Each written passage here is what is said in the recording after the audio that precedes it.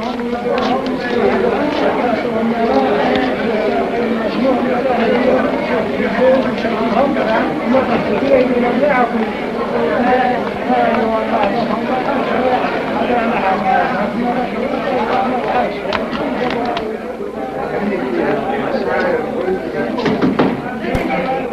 in.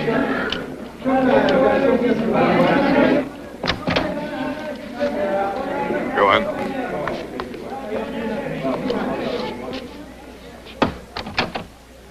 Sit down.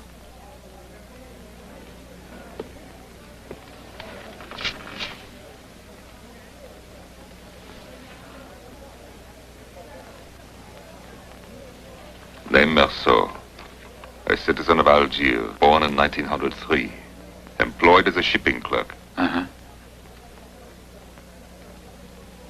Have you made arrangements for a lawyer? No, in my case, I don't think it's necessary. But why not?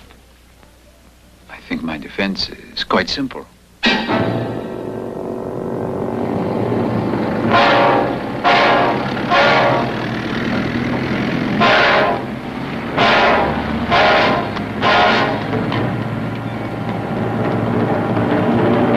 Where to? Marengo.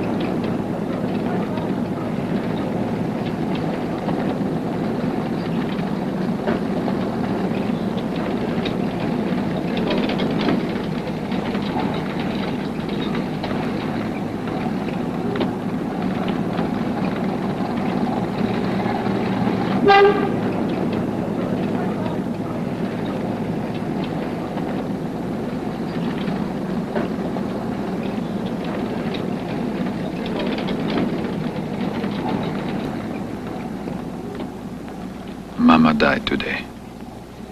Or maybe yesterday. I'm not sure. A telegram from the home said, your mother passed away. Funeral tomorrow. Deepest sympathy.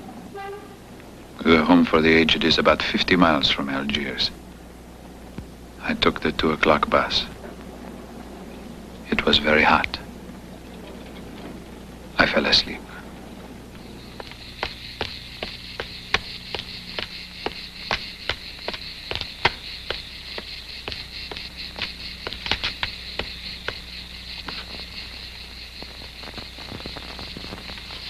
Madame Merceau? Yes.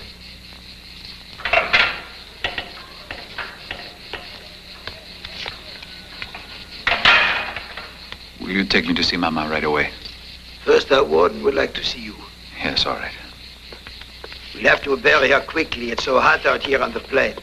You know, in this part of the country, everything goes fast, even funerals. What an awful thing to say to Monsieur. That's not nice at all. Oh, that's quite all right. It's interesting, really.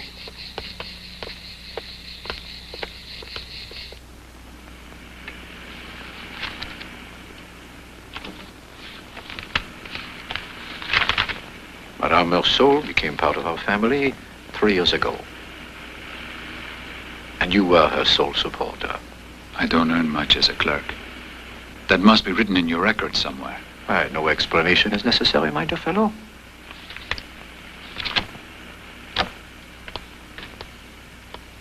I suppose you wish to pay your respects now. I've had the remains placed in the mortuary to avoid upsetting the others. Gaston, would you be so kind? Take care of Monsieur Merceau for me. Yes, monsieur, of course.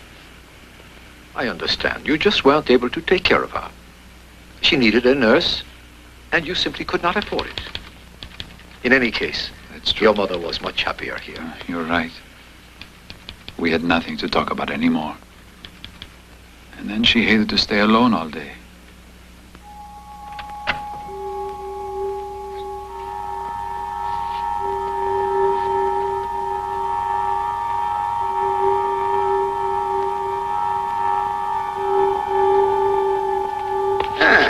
Monsieur, there you are. They've already put the lid on, but I'll remove it so you may have a look. You don't want me to? No, But why not? it doesn't matter. I know what you mean.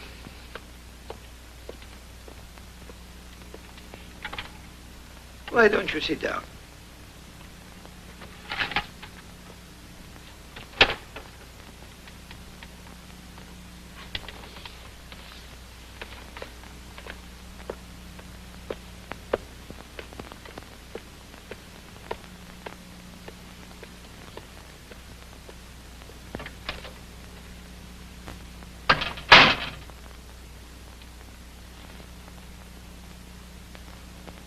A tumor, that's what she had. You can get some supper in the refectory, monsieur.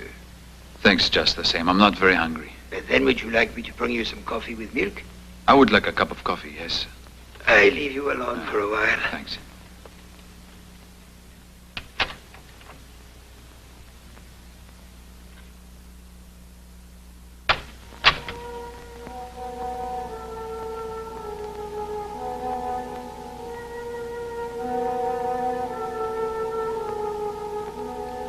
Night came very quickly above the skylight.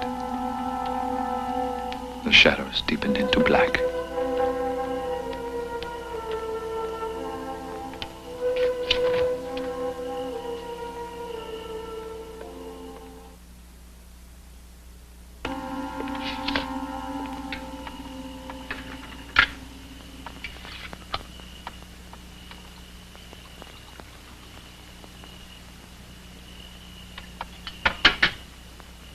You know, your mother's friends from the home will be coming to the wake tonight.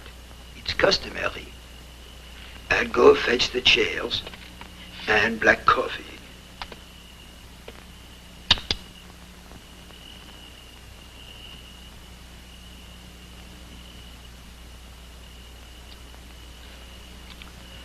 How long have you lived here? 6 years.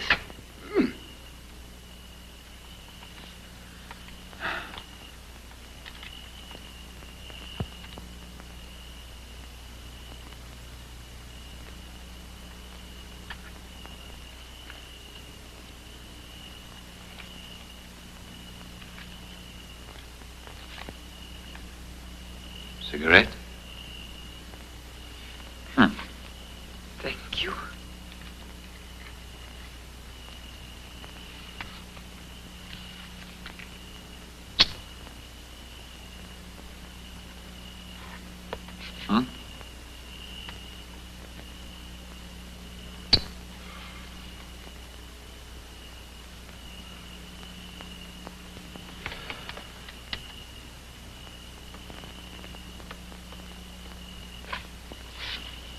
Can't you put out one of the lights, monsieur?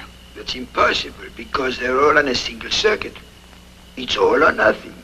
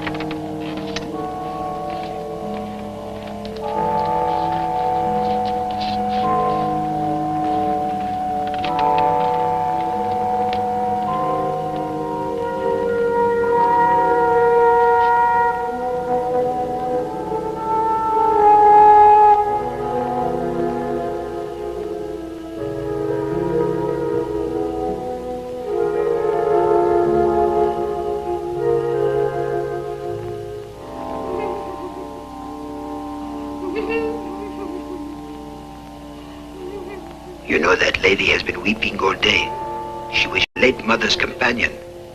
Now Now she says she's completely alone.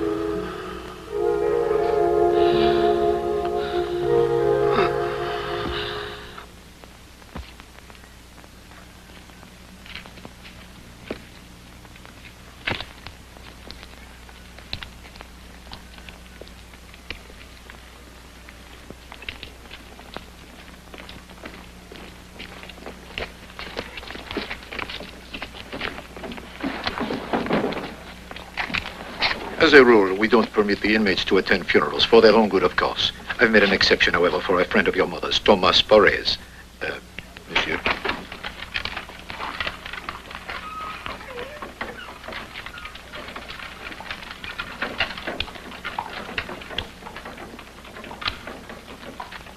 It's actually a touching little story. Monsieur Perez and your mother had become almost inseparable. The other old people used to tease him about having a fiancée. Naturally, he was quite grieved by her death.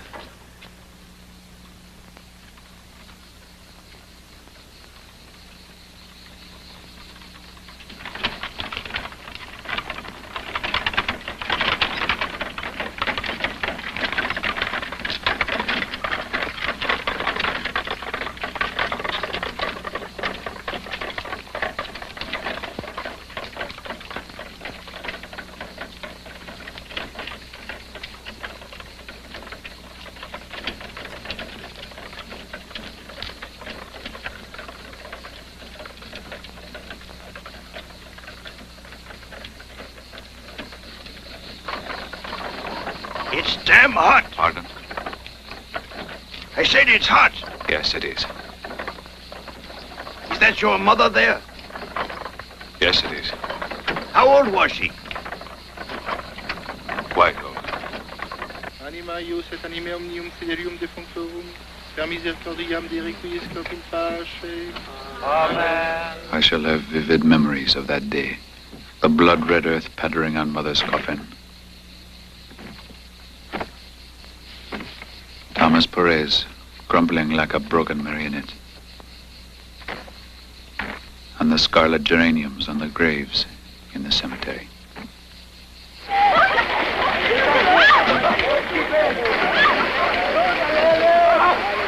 Excuse me.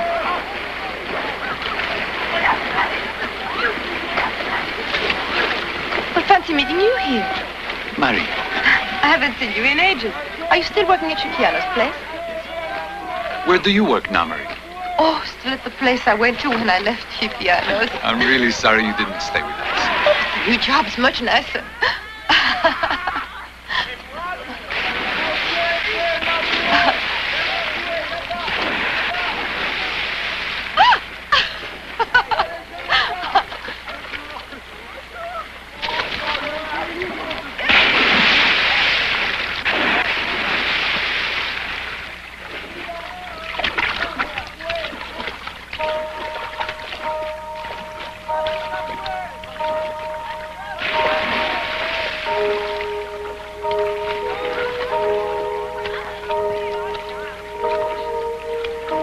Wait, I'll help you out.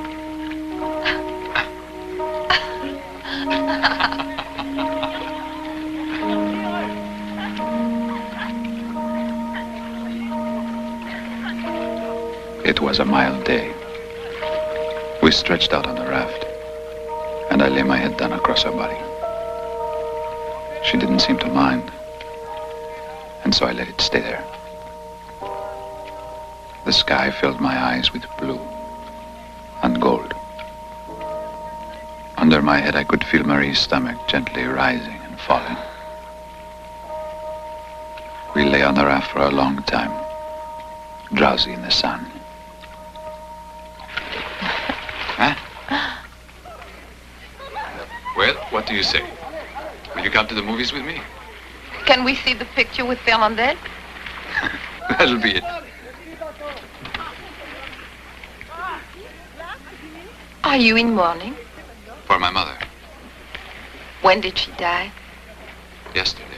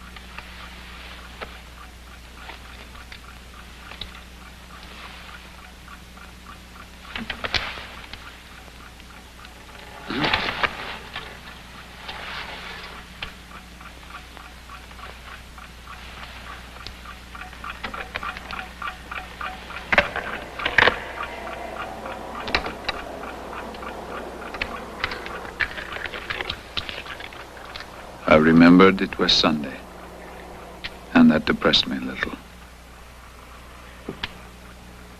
I don't like Sundays.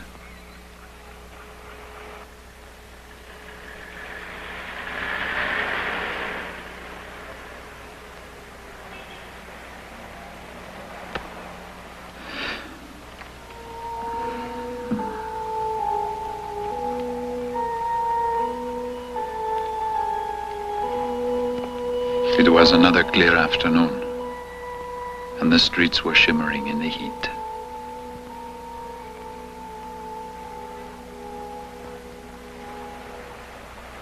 Only a few people passed by, but they all seemed to be in a hurry.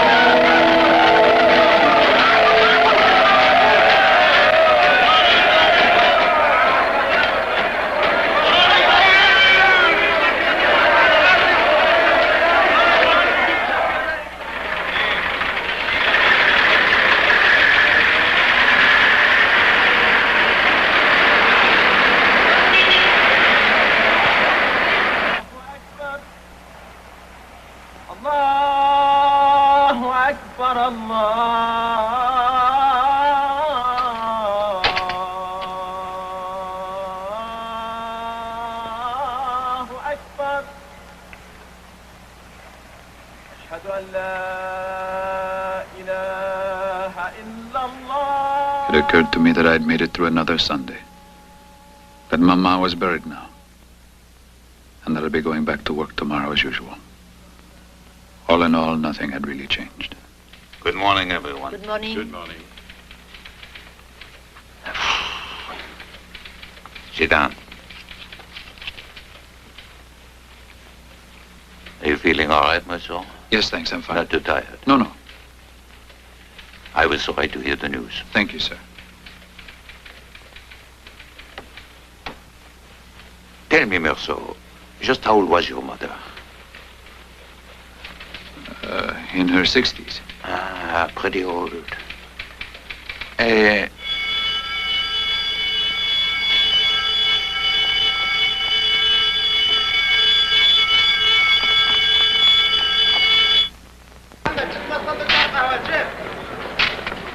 Emmanuel. Yeah. Come on, let's see. Yeah.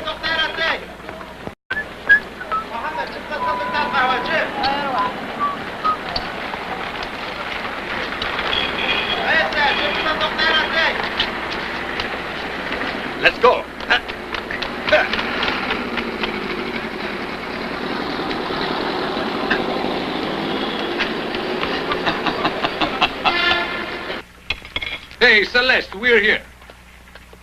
Oh, Mercer, feeling all right? Sure, but I'm starved. How are you? Fine. Sit down, then. I get you the usual dinner. Just relax.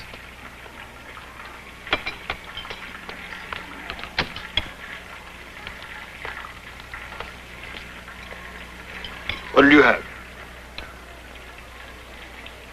Salad first, then steak, Roquefort cheese, and coffee.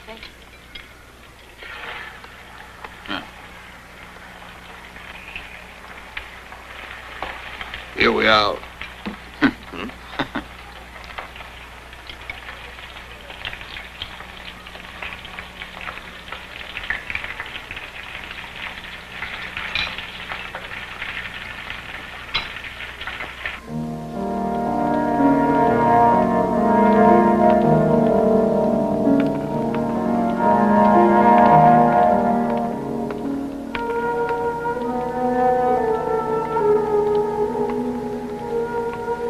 Good evening, madame. How are you, monsieur? Filthy mongrel, damn you. Has he done anything wrong? He's always in the way. Blast him.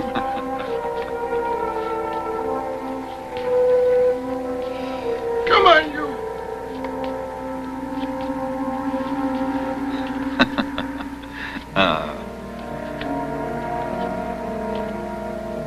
The way he treats that dog.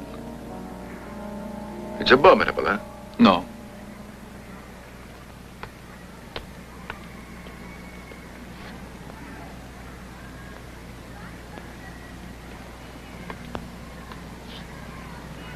Hey, I got some pretty good wine.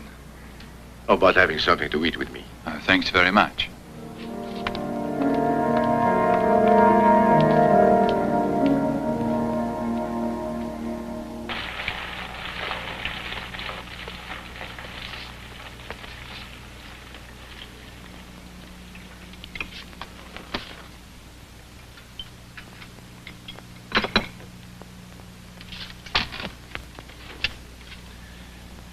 Like I said, there's this dame I know. An old mistress of mine.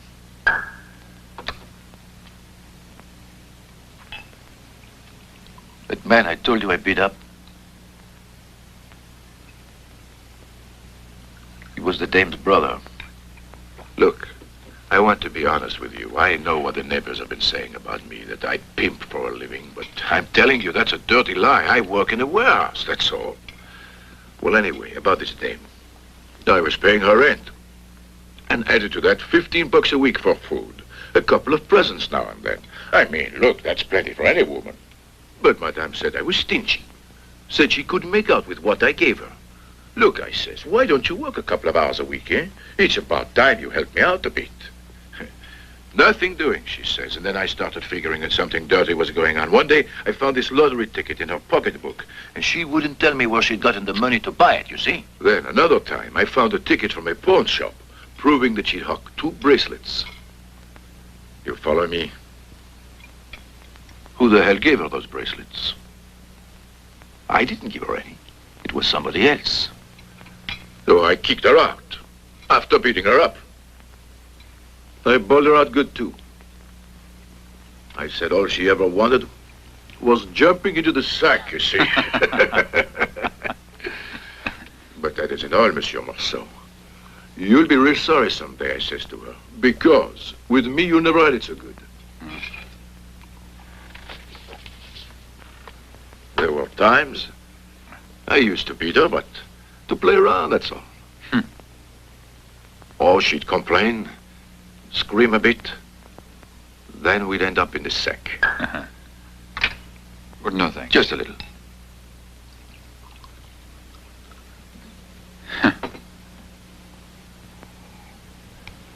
But I'm through with her now. The beach has got to be punished. Look, I want some advice about that. At first, I thought I'd take her to a hotel, call up the police, and have her arrested as a prostitute. Then I figured I'd call a couple of friends I got in the business. But all they said was, why not mark her up? Except it ain't quite what I had in mind, you follow? So I thought I'd find out your opinion about it. Well, I'm not sure, but it's an interesting story. Didn't she lie to me, Marceau? Was I right to think she was cheating on me? Well, I guess it looks that way. Let me tell you what I have in mind.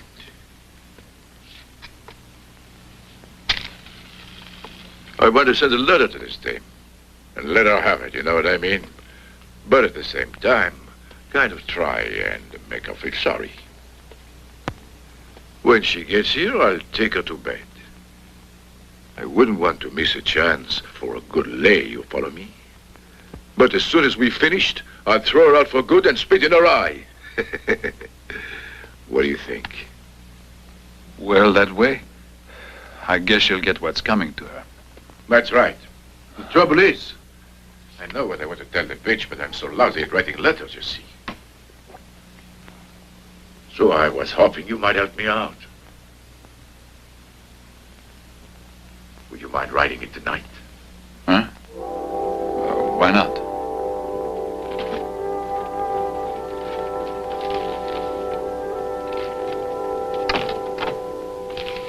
I know you're a real pal.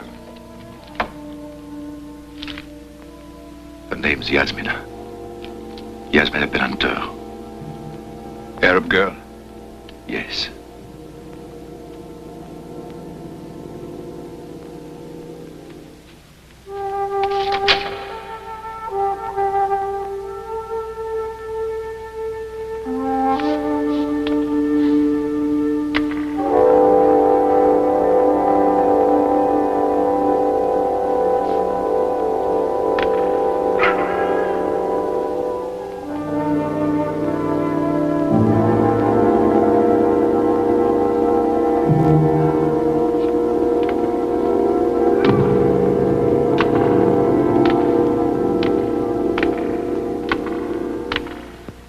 A few days later, Marie came to get me at the office. We went for a long walk across town, along the crowded boulevards. The women were brown and beautiful, and I asked Marie if she didn't think so too. She said yes. I know what you mean.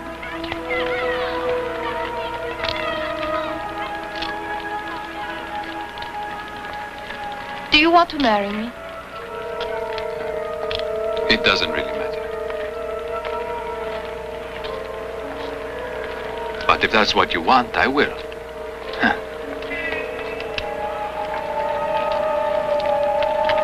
Do you love me? No, I don't suppose I do. But if you like, we'll get married.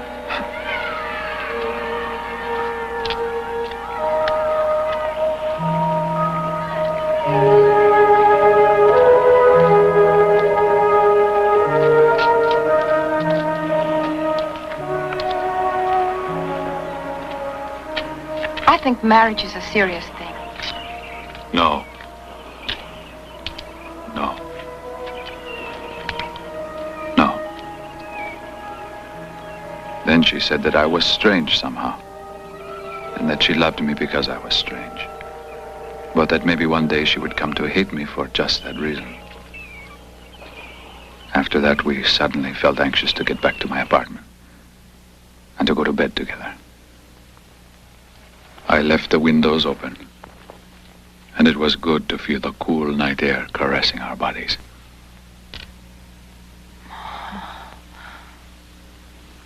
Come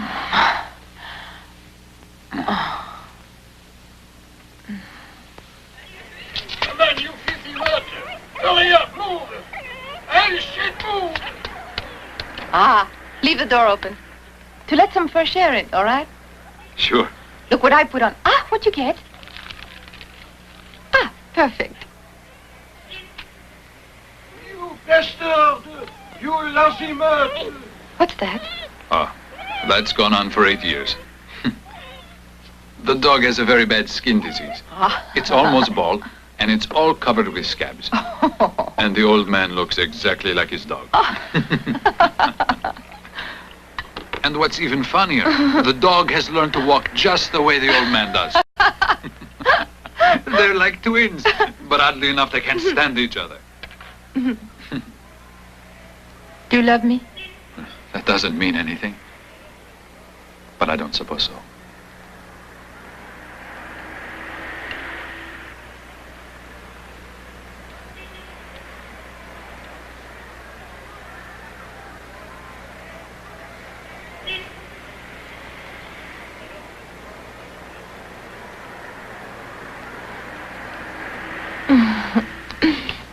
No?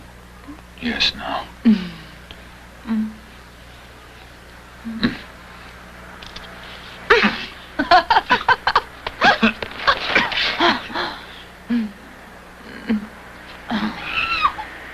Lying girl! I'll teach you to cheat on me! What's going on? You're going to learn your lesson, you nut!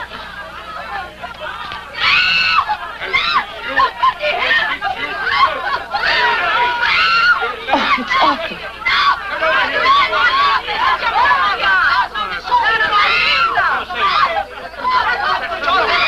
Quiet! Keep quiet, all of you!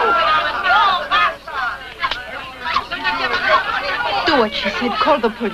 No, I don't like it. Somebody going to do something. I'm going to get a policeman. Look out. Oh, thank God the policeman's here. He's here. He's here. Up there, monsieur. Hi. It's murder. On the second floor. Oh, my God, higher. Out of the way. Get going. Go on. Go on.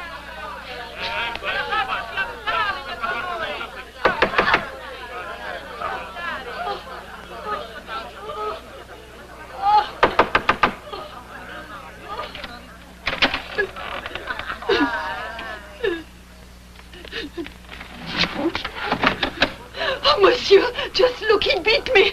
He said he was going to kill me. Hey, you. What's your name? Raymond, son. Take that cigarette out of your mouth.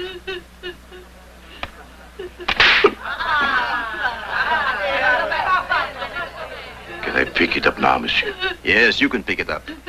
You better show a little respect for the law.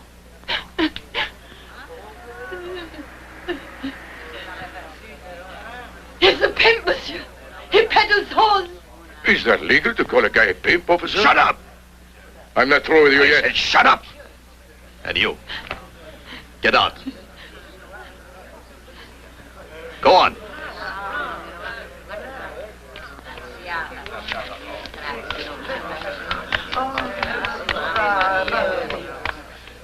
You better stay right here until the chief wants you down at the station. Do you understand? Yes, monsieur. You're a fine sight. You're so drunk, you're trembling all over. I'm not drunk, monsieur. When a cop glares at me, I tremble out of fear.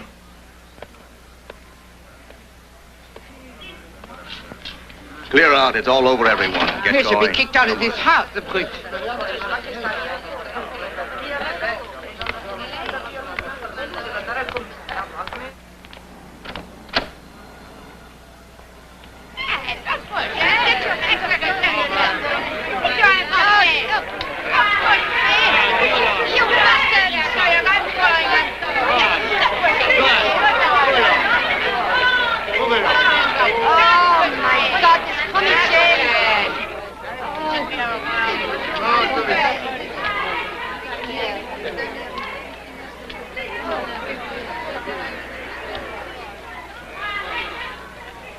Thanks a lot, Merceau. You're a real sport to help me out of this mess. Ha. You're a pal, you know that? That was right to tell him she cheated on me. Cops are all alike. I know just how to handle them. Say, did you think I'd hit that guy back? No. I mean, I don't care. I don't like cops anyhow. You want to go someplace or pick up a couple of whores? No, not particularly. And besides, I've got to be up early tomorrow. I'm pretty tired myself, and I've had enough of women for one day. So we just walked slowly home. Ramon was very nice to me. And I thought what a pleasant evening it was.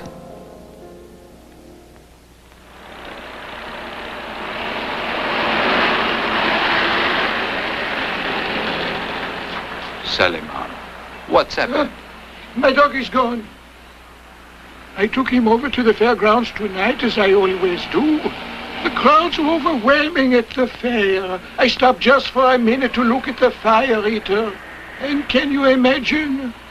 He disappeared. Of course, I'd always meant to buy a tighter collar for him to wear.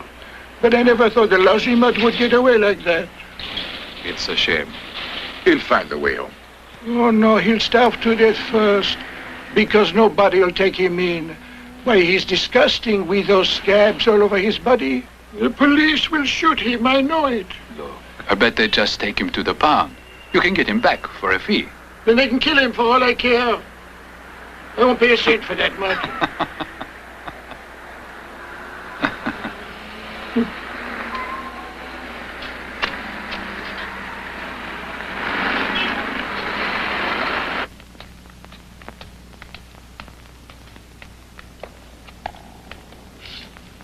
Well, good night. And thanks again. It all came off just fine. I really taught that bitch a lesson. Good night. What do you think will happen, Monsieur Merceau, if they won't help me find him? What am I going to do? Why don't you go out and buy another dog? I'm already used to this one. I understand. Have you had him very long? Since my wife died. I never felt much affection for my wife, monsieur. But as time went on, I got used to having her there, and when she died, I felt so lonely. Then I thought about taking in a dog and asked an old friend for one. He brought it here, a tiny thing like that. It was so young I had to feed it from a bottle. But a dog's life is shorter than a man's, and so we grew old together, you might say.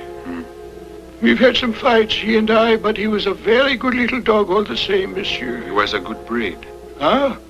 Oh, you should have known him before he was ill.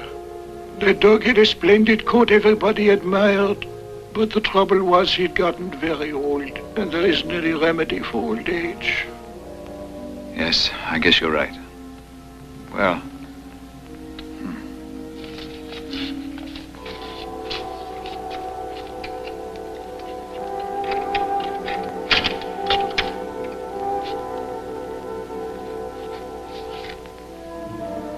Your poor mother was especially fond of my dog. Did you know that, monsieur? And you suffered a terrible loss, too. I hope I won't hear a dog barking tonight. I know that I'll think it's mine. Good night.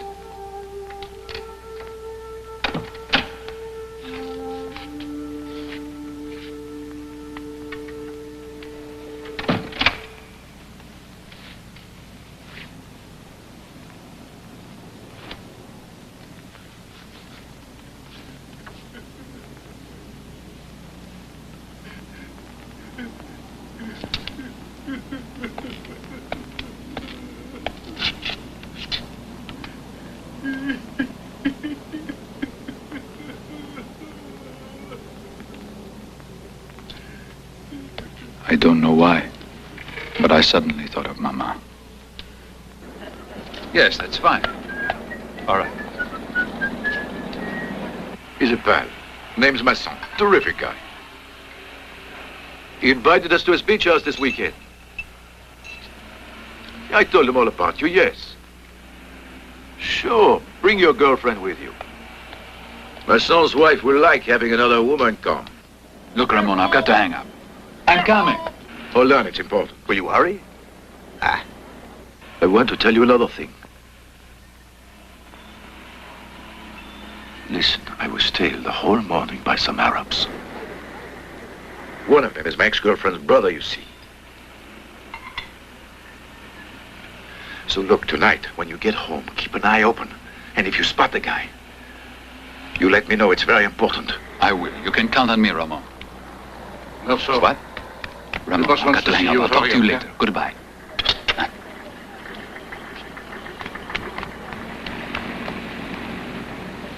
Come in. Sit down. Please, sit down. Listen, Merceau, I have a little project in mind I'd like to discuss with you. I want to hear what you think about it. It's like this. I want to start a branch in Paris to allow us to deal more directly with the larger companies. I want to know if you'd object to being sent there. It would be a fantastic opportunity, and you could travel a good part of the year. But you're still young. You have a marvelous time in Paris. I guess so. But I don't really care. What? Aren't you the least bit tempted by the chance to change your life? But it's impossible. to change one's life. I might as well remain where I am. I feel reasonably content here. Why must your head be up in the clouds all the time? You've no ambition, my friend, and you cannot succeed without that. I'll talk to you later. You can go for lunch.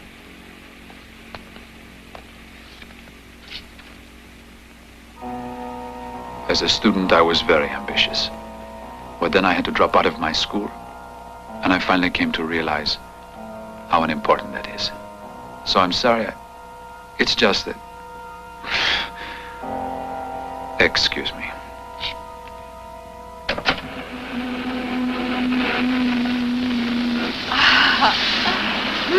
A glorious day. Just perfect. I feel good all over. What do you have in your bag? Let me see. If you're looking for something to eat, I didn't pack a thing. But we can go for coffee. Yes. Yes, Ramon. I would like you to meet Mademoiselle Cardon, Raymond sent. Let's get coffee. Great idea. What is it? The second one from the left. That's the guy. Let's go.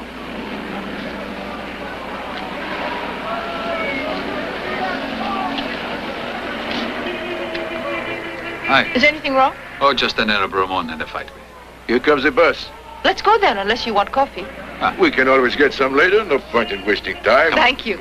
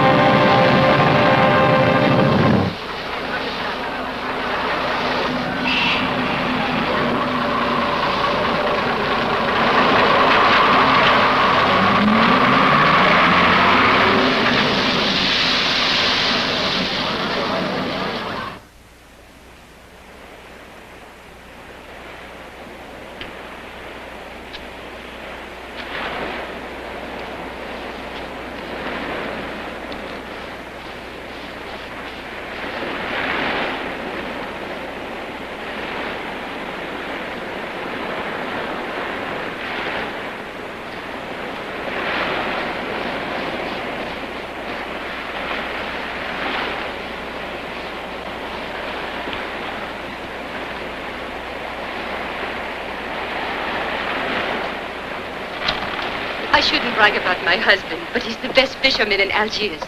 Look what he caught this morning. Hey, Masson! Oh, Masson! We're opening a fish stand!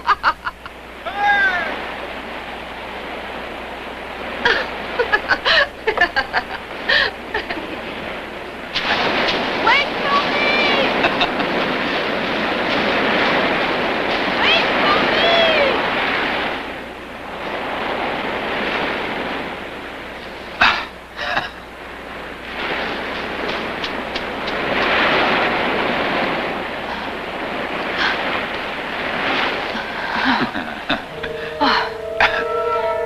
You didn't remember to kiss me this morning.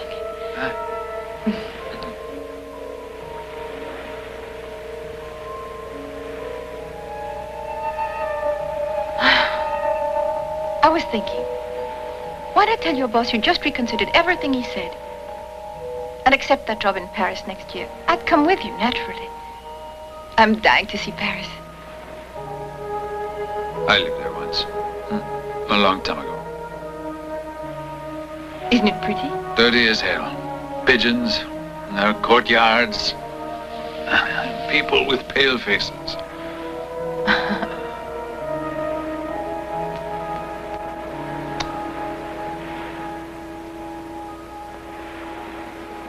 Madame Masson, can I come and help you? It's not fair for me to sit by and let you do all the work. No, stay there. I can manage just fine. It's all right.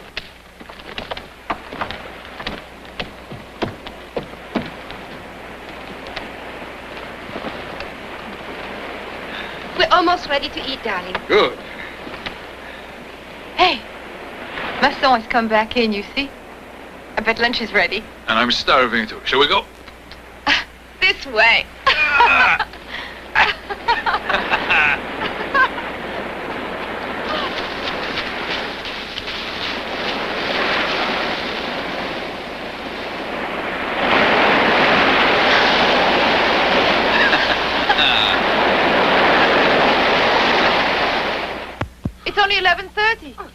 Really? It's true, everybody. Incredible.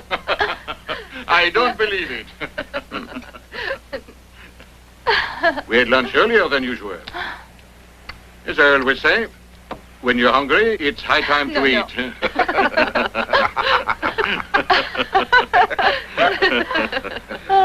I propose we take a little walk on the beach, gentlemen. My wife always likes to take a nap after lunch. Oh, yes, it relaxes me. But I prefer to walk. Walking relaxes me. Madame Masson, I'll give you a hand with the dishes. Oh, thank you. That's a dear. Let's go then. All right. Raymond, coming with us? Oh. Let's start right now and get it over with. There we are. Hey, let's go.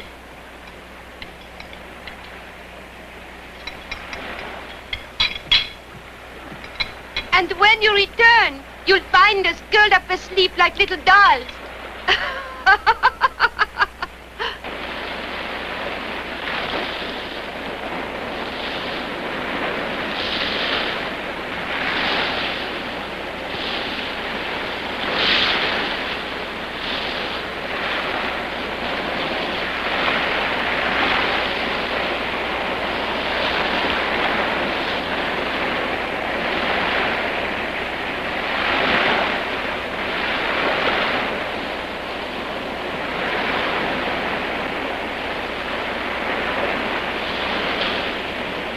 That's him, all right.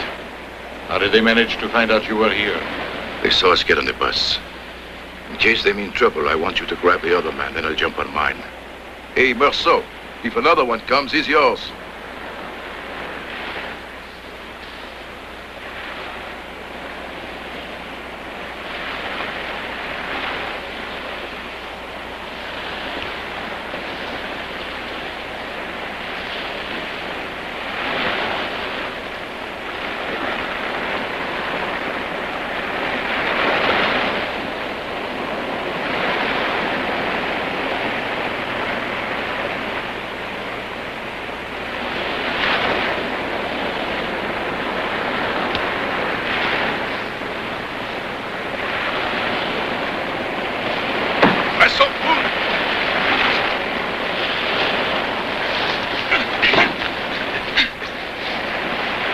Gonna rip him apart. He's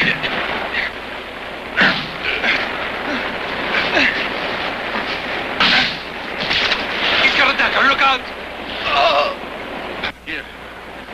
Let me see. He cut me bad. No, it's just a scratch.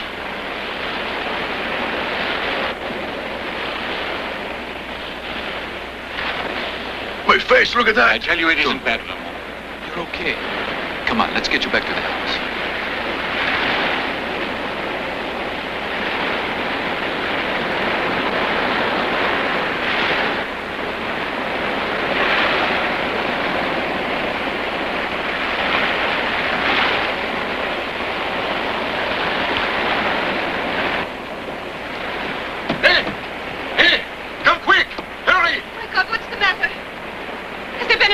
Nothing serious. Mademoiselle! Oh, my God. Mademoiselle! Come out. Oh, dear, oh, dear. Listen, there's a doctor who has a beach house up on the cliff. He's usually there on Sundays. I'll go get him. No, I'm perfectly all right. I'll go up there myself. I'll take you there. We got into a fight with some others. All right.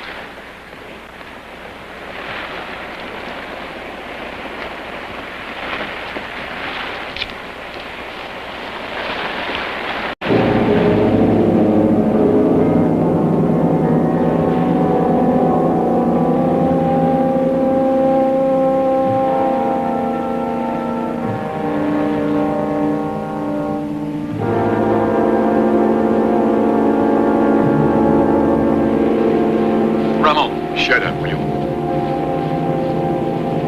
Wait a minute. I said shut up.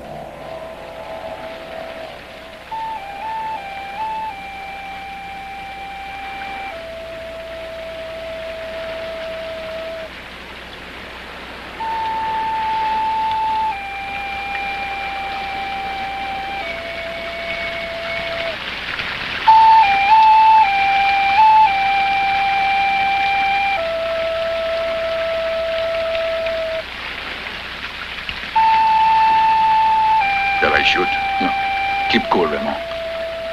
It isn't fair to fire in cold blood. All right, first I can bait him, then I'll shoot. No. Be sensible, Ramon. Hand me the revolver. Just rough him up a little. If he pulls out his knife, I'll take care of him.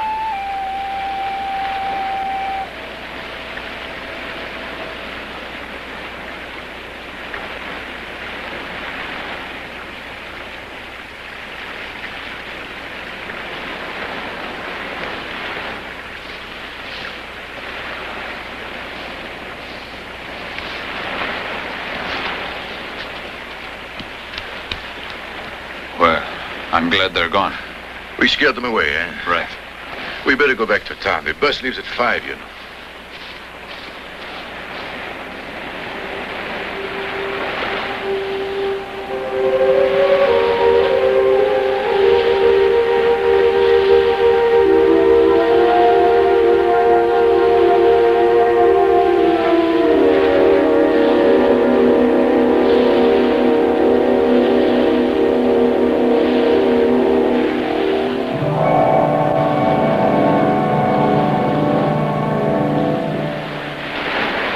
Mademoiselle Marie. It's time to go. Hurry up.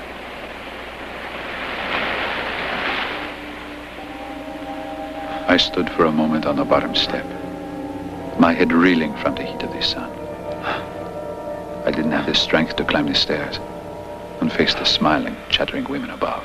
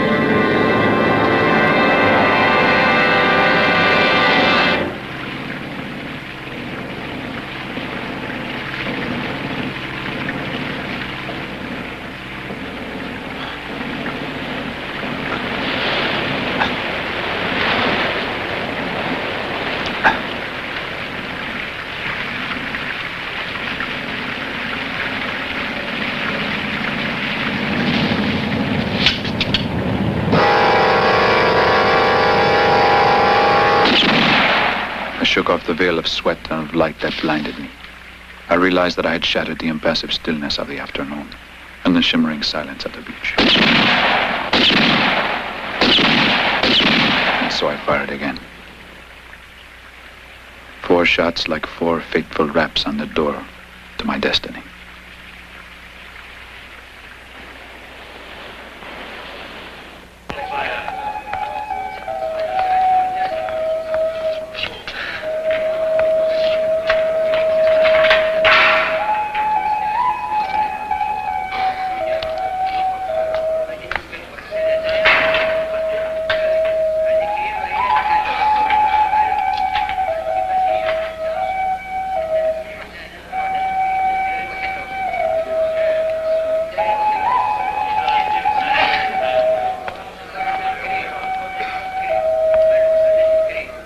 I was caught robbing a store. What did you do? I killed an Arab.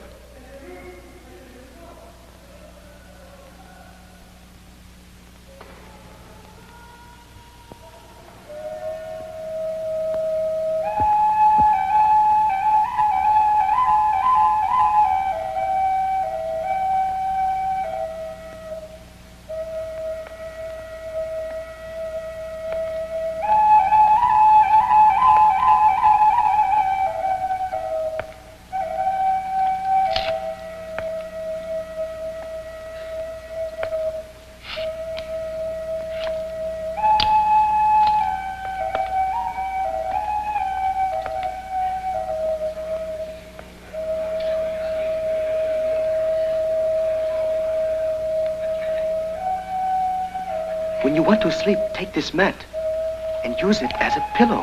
You have to learn how to roll it up right.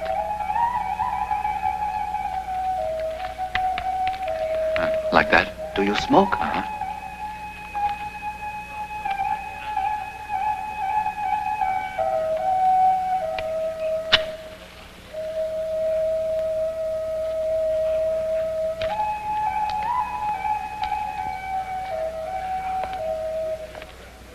It's always the same old story. You idiots never follow orders. But we did what they told us to do. You got it all wrong as usual. He's supposed to be in solitary.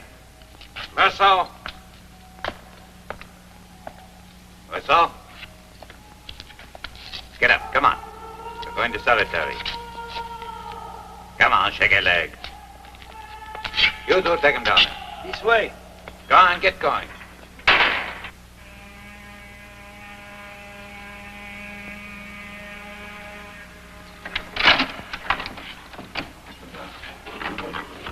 I'm your lawyer. The court appointed me.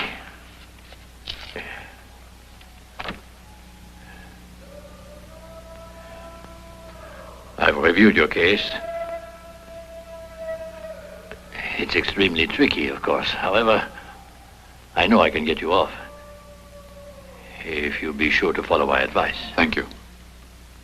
Let's get right down to it. They've already made inquiries into your private life, and they've learned that your mother died recently at the home for the aged in Marengo. They even conducted an investigation at the home, and unfortunately, they gathered evidence to prove that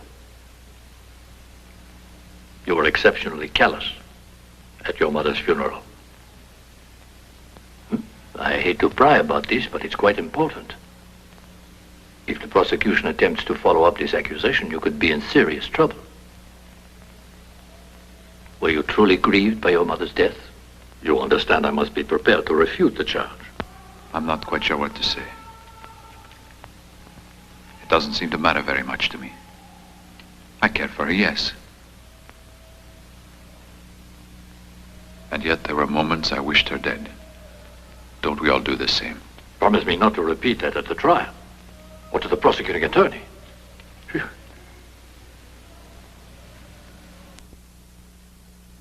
You see, the day that they buried Mother, I was tired like a sleepwalker. I stumbled around like I was in a daze. Naturally, I'd prefer that Mama was alive. That isn't enough, Merceau. Is it all right to say you were stifling normal emotional reactions? No. It'd be a lie.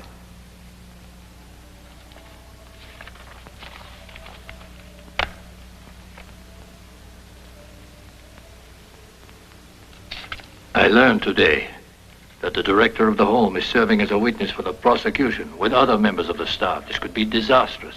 But that has absolutely nothing to do with my case. You haven't been involved with the law before, have you?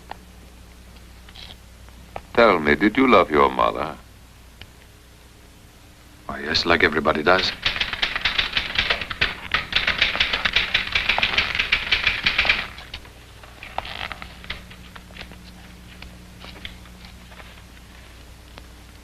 You fired 5 shots, is that right? One after the other. No.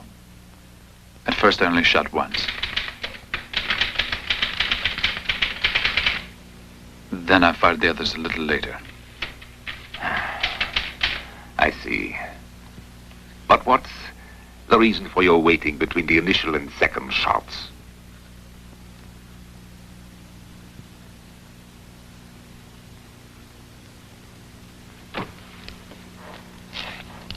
Explain why you continued to shoot at the dead man. Why? I insist on hearing the answer. Why? Tell me why.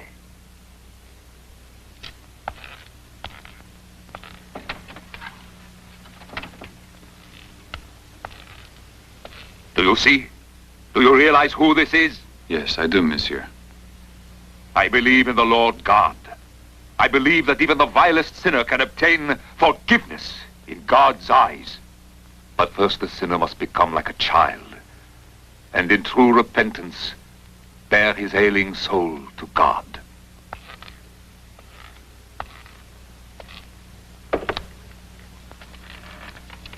Obviously, only one point in your confession is unclear. The fact that you say you hesitated before firing the second shot. Everything else is quite in order, but that completely baffles me. Do you believe in the Almighty God? No. Why, that's impossible. There isn't a single man on earth who doesn't. No man who doesn't at least acknowledge he exists. If I had any doubts at all, my whole life would have no meaning. Do you want my life to be senseless? It doesn't matter to me. I'm a Christian, and I beg the Lord to forgive you your transgressions. But how can you deny that he suffered for your sake? You must. You must. Yes, I'm sure you must believe in him. No. I've never in all my life seen a soul as hardened as yours is. All the criminals who've come here shed bitter tears on seeing his precious image.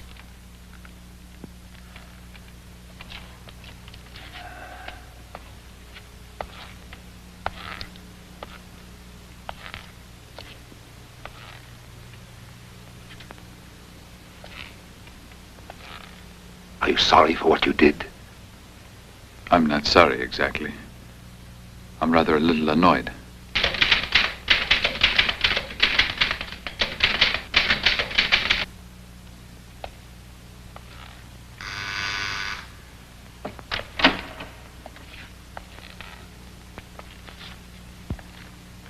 That will be all today, Monsieur Antichrist.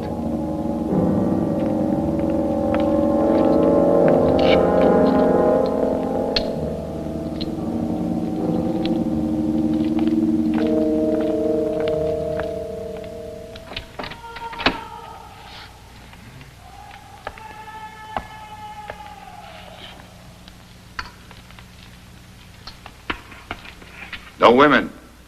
It's usually a prisoner's first complaint. I can understand why. It's unfair to take that away, too. But isn't that the purpose of being in prison? What purpose is that? Why, to put you in here to deprive you of liberty. I forgot that I'm being punished. And that explains it. Yes, you have brains, you know. The others don't. But you all end up doing it yourselves.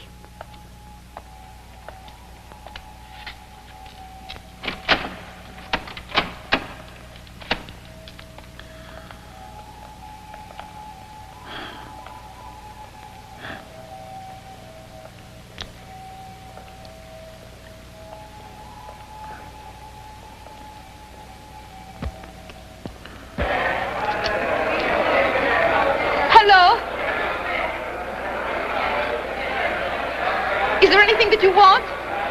Jean won't keep him for you. So I bowled her out, and guess what happened? She started screaming, "Keep your filthy mouth shut!" Raymond said to send his best to you. Mine to him. You feel better? Oh, yes, I brought him home Monday.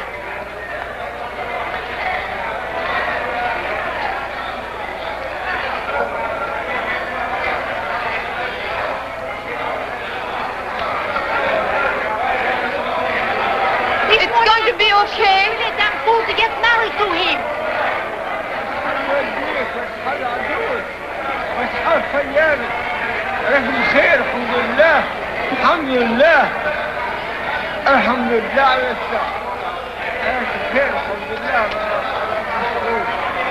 When you get out, we'll get married, okay?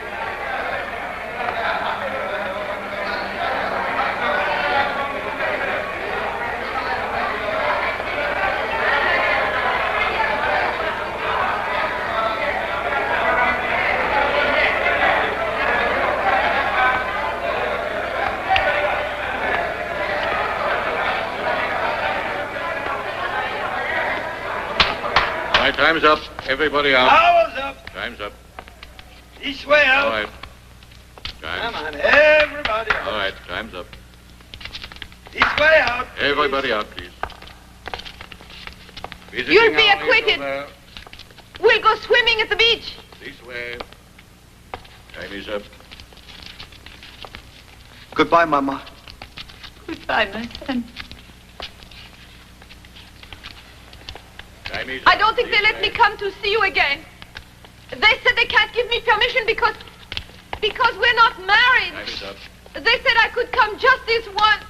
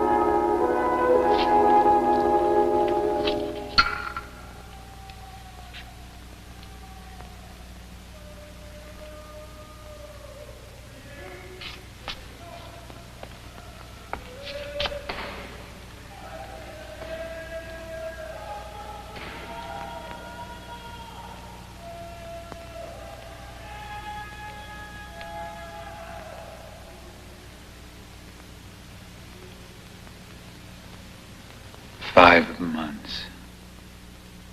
5 months. 5 months here in prison.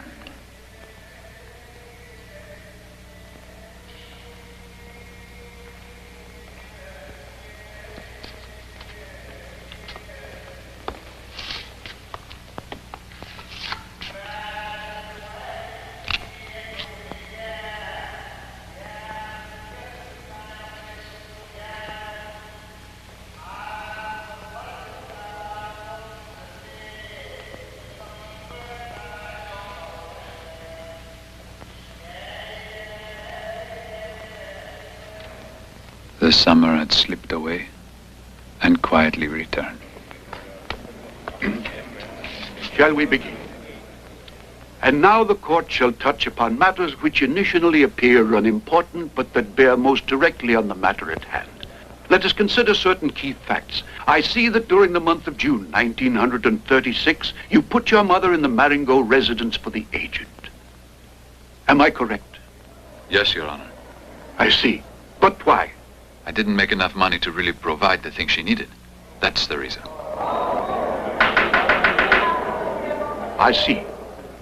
Were you upset by the idea of putting your mother in the home? Did you miss her at all?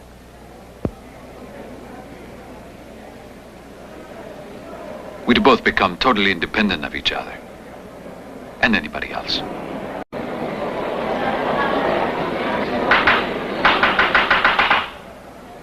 So we were both able to adjust to this change. I do not wish to pursue this point. Has the prosecutor any particular questions he wishes to ask? I would indeed, Your Honor. With your kind permission, I would like to inquire if the accused did in fact return to the cove alone with the intention of killing the Arab. Why, no. In that case, why was the accused armed? And why then did he return to the very same spot?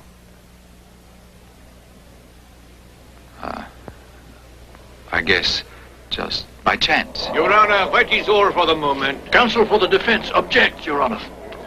One moment, monsieur. It's getting late. We'll get around to your objections after lunch. Court adjourned. We shall resume at 2 o'clock, at which time all of the witnesses will be heard. The court is adjourned. Remove the prisoner.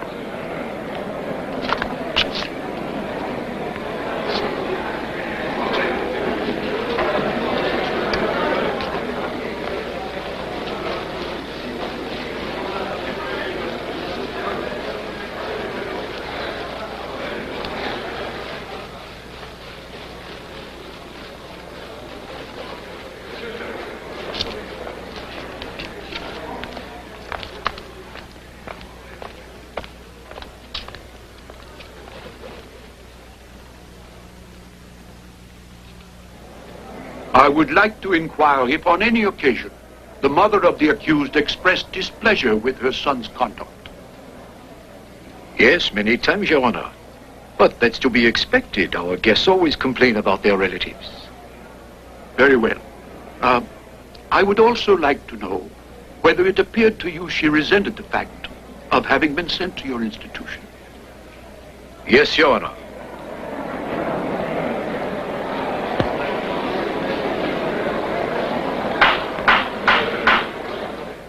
Was there anything in particular that you observed about the accused on the day of his mother's funeral? Yes. He seemed unusually calm and composed. I must in all honesty say that I was shocked by his behavior. He refused to see his mother's body. He did not shed a single tear, and he hurried off as soon as the ceremony was over without even pausing to pay his last respects at the graveside. Very well. If there are any questions that the prosecutor wishes to ask at this time, he may now proceed. Oh, no. That's all I need to hear. Very well. Thank you, monsieur. You may step down.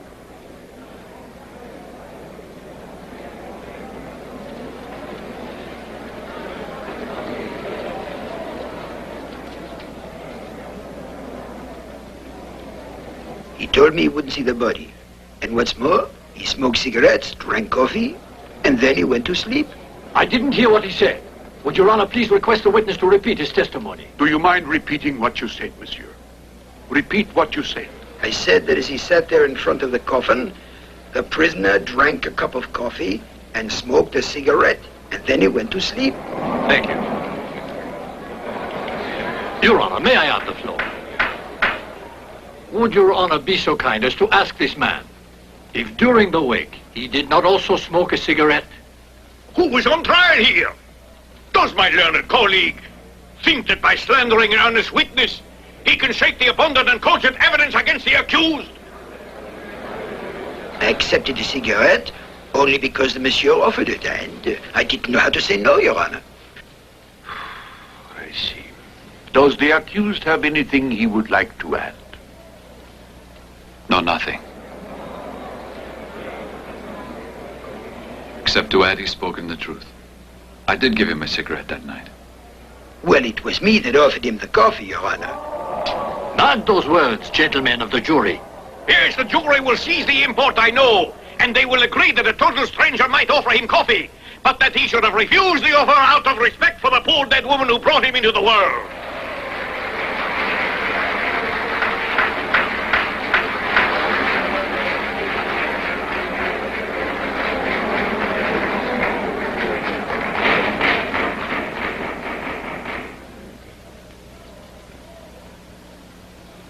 Monsieur Perez, would you please tell the court how the accused behaved on the day of his mother's funeral?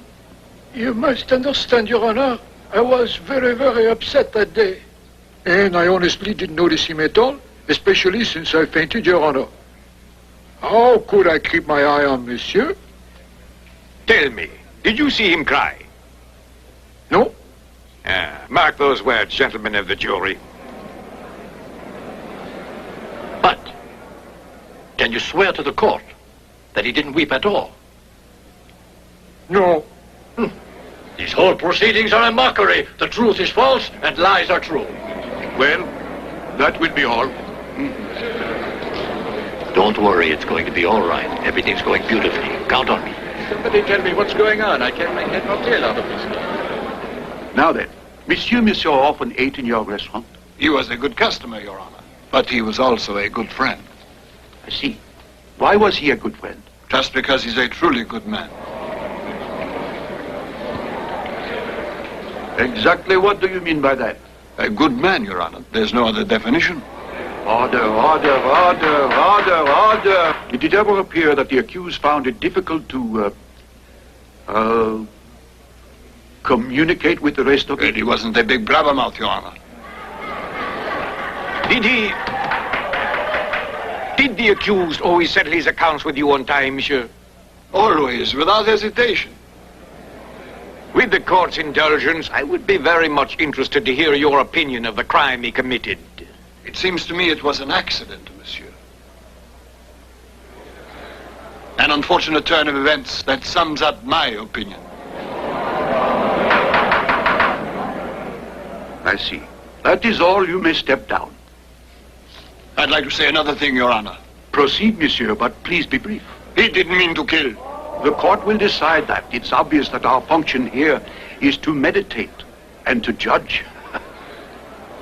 Thank you and farewell. That is all.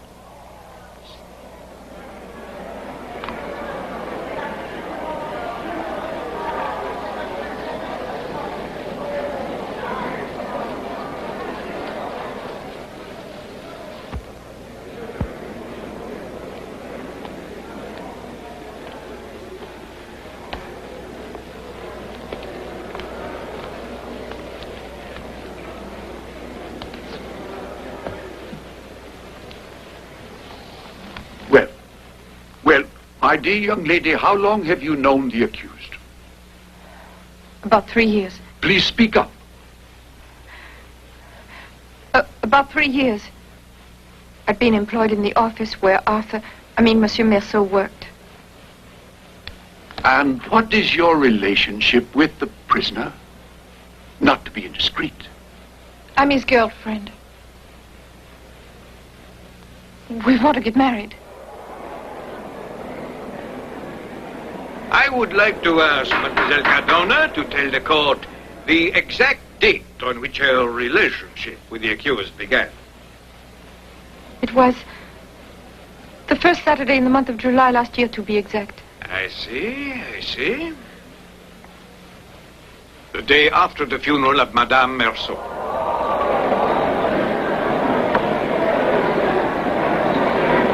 Order. I do not wish to pry into such a delicate situation with all due respect for Mademoiselle's feelings. But it's my duty to waive petty considerations of delicacy. Tell me then, exactly what did transpire on that first Saturday in July last year? Forgive me, Mademoiselle, but I must have an answer. Well, in July, I usually spend Saturdays at the beach. I spotted him on that afternoon while on the pier.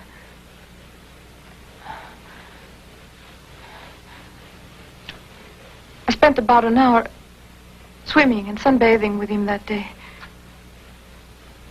Afterwards, we decided to go to the cinema. Then, back to his room. He asked me to spend the night with him. Mademoiselle Cardona has just told the court precisely what she testified to the examining magistrate during his investigation. As a result, Your Honor, I consulted newspaper listings on that day for the cinema, but I prefer to ask Mademoiselle Cardona to specify what kind of film they went to see that day. It was a film with Fernandel. Ah? Gentlemen of the jury, the day after his own mother's demise, he sported at the beach, began an illicit liaison with a lady, and gay as a lark watched a comedy at the movies.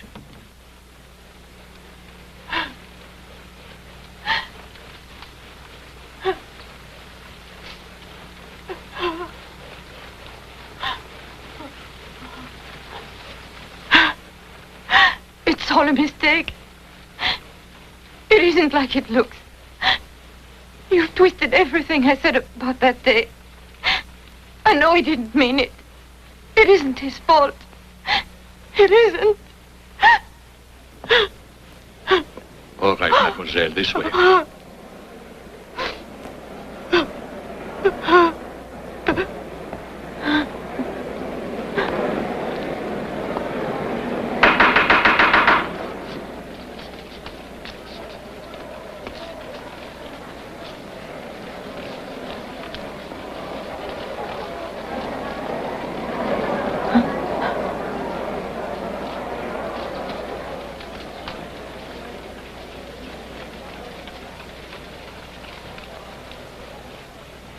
He treated my poor dog with kindness.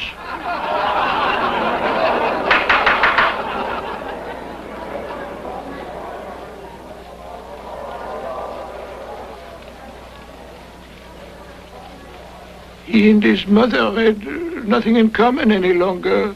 Things just happen like that. Things happen like that.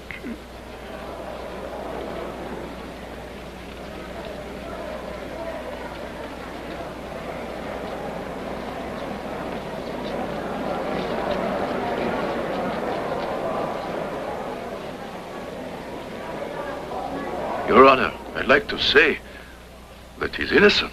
You weren't summoned to pass judgment, monsieur, but to state facts. Just to answer the questions when they are put to you. Would you tell the court exactly what was your relationship with the victim? To begin with, I'm the only man that the victim hated. That's because I'd fooled with his sister. Did the victim have any reason whatsoever to dislike the accused? None at all.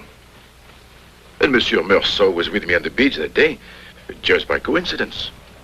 I would now like to hear this gentleman explain to the court how it came about that this letter, which evidently led to the crime, was written by the accused. Coincidence. It would appear that the real culprit in this case is coincidence. And was it also coincidence by any chance that the accused went along with you to the police station? And was it again by coincidence that he did thereupon testify and so obligingly in your behalf? Monsieur Sen, would you tell us how you're currently employed here in Algiers? I work in a plant, Your Honor. It is common knowledge, gentlemen of the jury, that he does in actuality earn his bread acting as a procurer, and the accused was his friend and accomplice. This crime has its roots in slime and corruption. Monsieur the prosecutor is shamelessly and without We justification shall discuss that issue when the prosecutor has Defense finished. Let objects. him proceed. There really isn't much to add, Your Honor. There's just one more thing.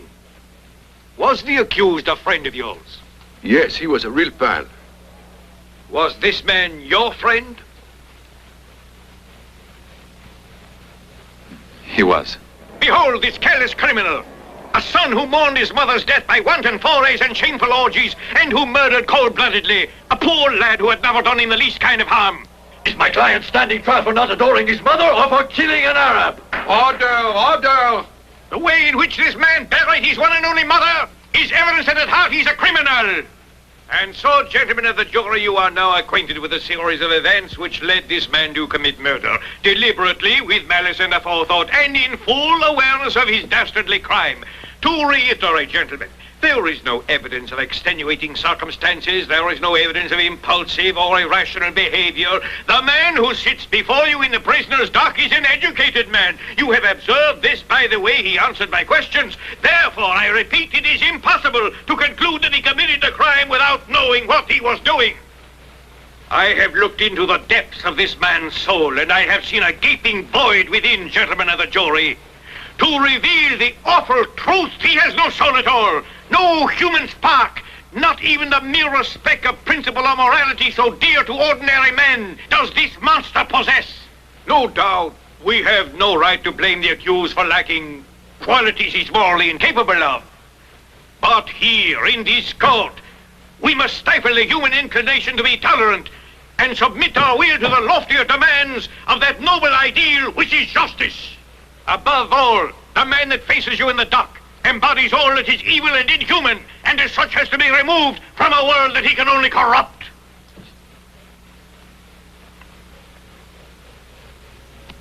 This very same court, monsieur, will try here tomorrow what seems to me to be the basest crime of all. Patricide, monsieur. And yet I must say this. The horror that even the crime of patricide inspires in my breast is but a pale reflection of the horror inspired by the callousness of the man you see before you. This man, who is morally guilty of his mother's death, is no more fit to dwell in the society of man than the vile son who slew the father that begot him.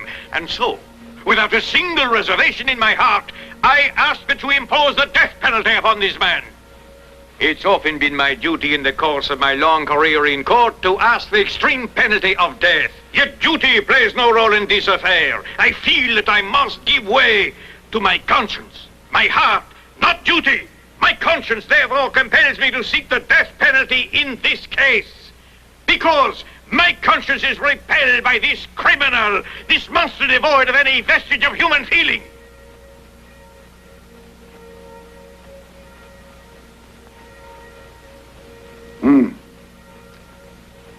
Have you anything whatsoever you'd like to say?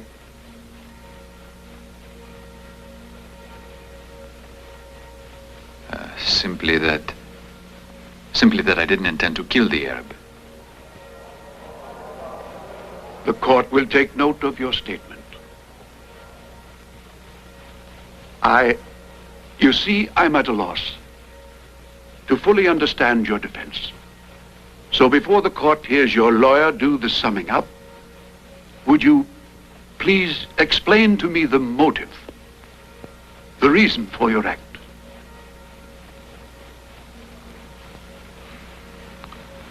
Well, it was...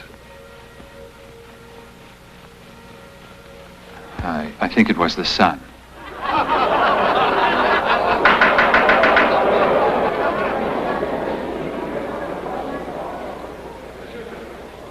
Defense counsel may now take the floor.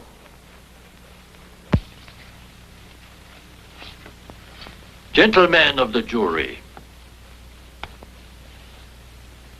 I killed a man. That I confess. Why did he say that? Lawyers always talk that way. But I, too, have looked into the depths of this man's soul for a time. But I don't happen to hold the opinion which my erudite friend and colleague has put forth. And I have found his soul, in fact, to be as crystal clear as a shining fountain. This is the soul of a conscientious worker, of an honest and fair young man, a friend and companion to many, a model citizen, compassionate and helpful to those around him. I was frankly amazed at the furor aroused by the way in which he treated his mother. Here sits a dutiful son who took care of his mother as long as he was able to afford it, and being unequipped at last to adequately provide for her, sent her to a home, hoping that there she'd receive all the care and comfort she required.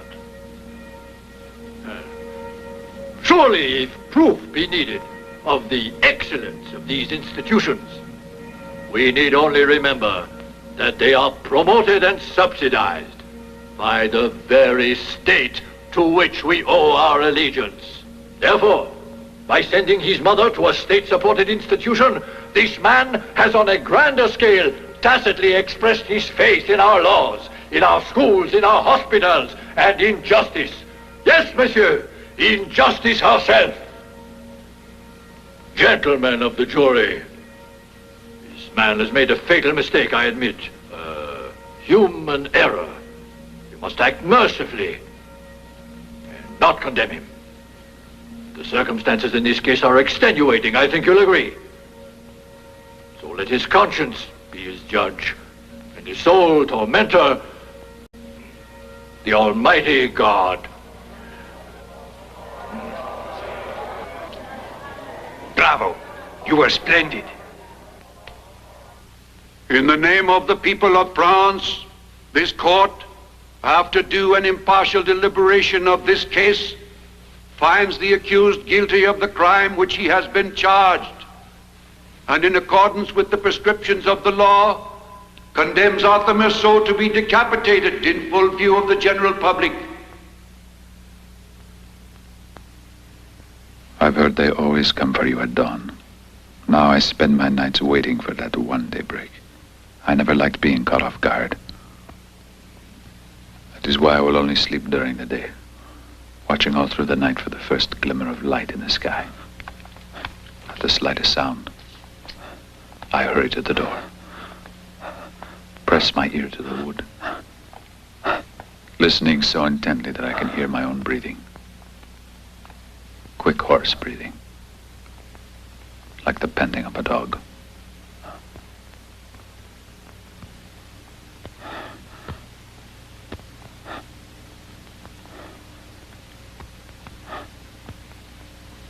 Then my frenzy subsides, and I know I will live another 24 hours.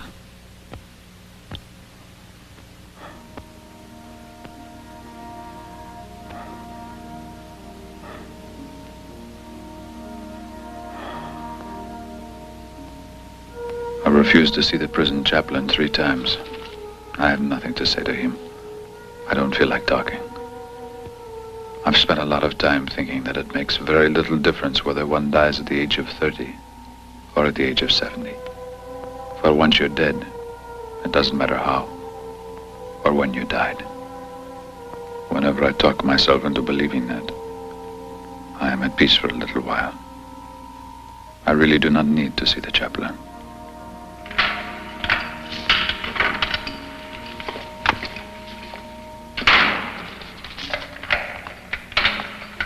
Don't be afraid. You usually come. At the last moment. This is just a friendly visit. It has nothing to do with your appeal. I have no information about that. Here, sit beside me. No. I'd rather not.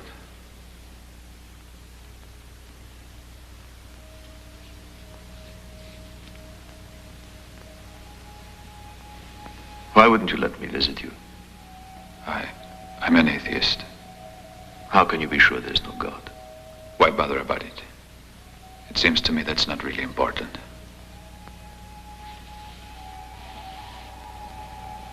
It's quite easy to say you feel sure, when inside you're racked by doubt. Don't you believe so? That's possible. In any case, I may not be sure about what interests me, really. But I know I'm sure of what bores me. And I'm sure I'm very bored by what you've said. Aren't you talking to me like this because you feel desperate? I'm not desperate. I'm afraid. That's human, isn't it? God can calm your fears.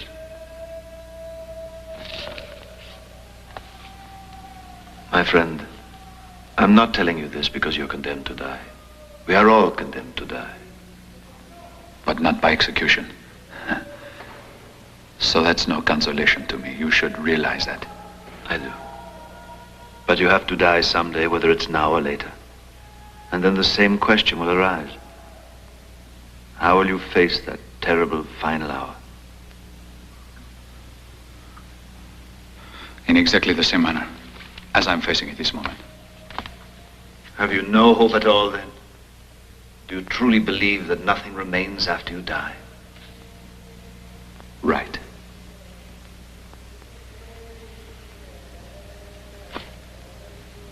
How I pity you. Life must be unbearable for you if you think like that. Listen to me. I'm sure that your appeal will be successful, but that's not what concerns me. You are bearing the burden of great sins which you must atone for. Man's justice is nothing at all. Only God's justice matters. I was condemned by man's justice. Man is powerless to offer you redemption. Sin means nothing to me. They've condemned me for an act that I've committed. So I'm paying the price. You may ask no more of me than that. You're wrong if you believe that. You'll be asked to pay more. A lot more than you imagined. What is that?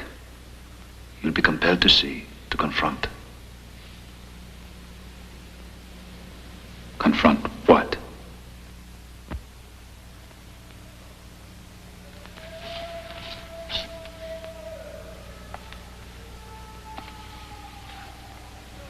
These walls are steeped in human misery. I know that. I sense the torment and sorrow they've hidden. But deep inside, I know. Each man who waited here for death saw emerging from that blackness our Savior's face. You will see that face as well. All these months, I've stared at the walls, and now there's nothing. Nobody there. Nothing but the 4 walls. Yes, I stared. A long time ago. I too searched for someone's face. was a face like the sun, flaming with desire. The face of a woman named Marie. But I searched in vain.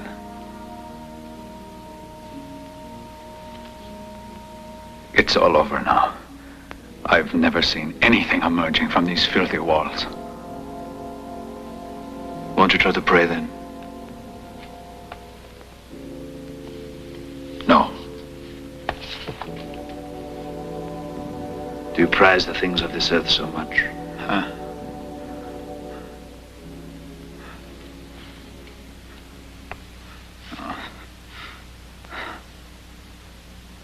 No.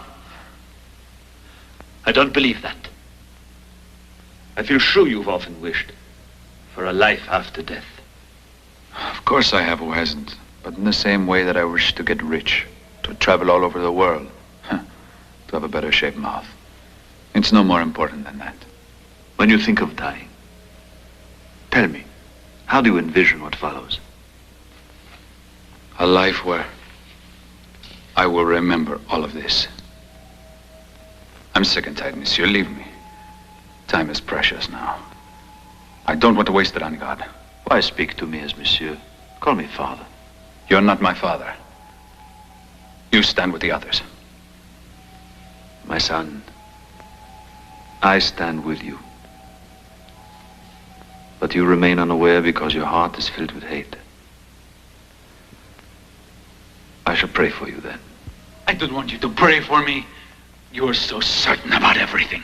Not one of your certainties is worth a single strand of a woman's hair. You're not even sure if you're alive because you act like a dead man. And it looks like I have nothing. But I am sure of what I am. Sure of everything. Sure of my life and now even my death. I only know that. But I'm sure that it is the truth for me. My mother doesn't matter. Nobody matters really. But especially not your God. Or how I chose to exist. Or thought I did. The others will also face this fate. As will you, don't you understand?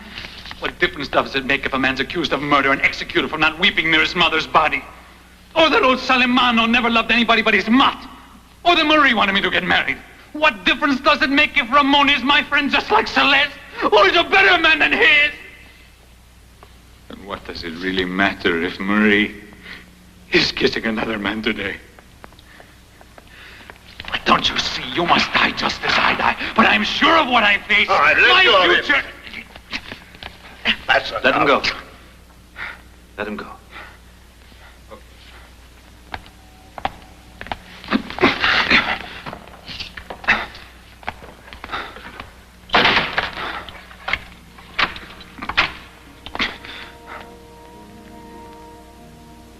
Once he'd gone, I felt at peace again. I think I must have slept because when I opened my eyes, the stars were shining down on my face. The sounds of the countryside floated into my cell with the cool night air that smelled of earth and salt and that fanned my cheeks. The marvelous peace of the sleeping summer night washed over me like the tide. Then, just at the edge of daybreak, I heard a ship's whistle. People were starting on a voyage to a world that had ceased to exist for me.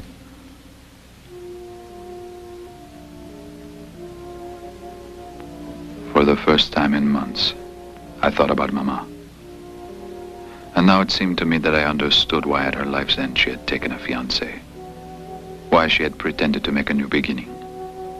There too, in that home where lives were flickering out, there too, dusk came as a mournful solace. Being so close to death, Mama must have felt a great release and ready to start life all over again. No one had the right to weep for her. And I too felt ready to start life all over again. It was as if my great rush of anger had washed me clean, purged me of hope, and gazing up at the night sky for the very first time, I opened my heart to the sweet indifference of the universe. And I felt that it was so much like myself, almost like a brother, that I realized that I had been happy, and that I was happy still.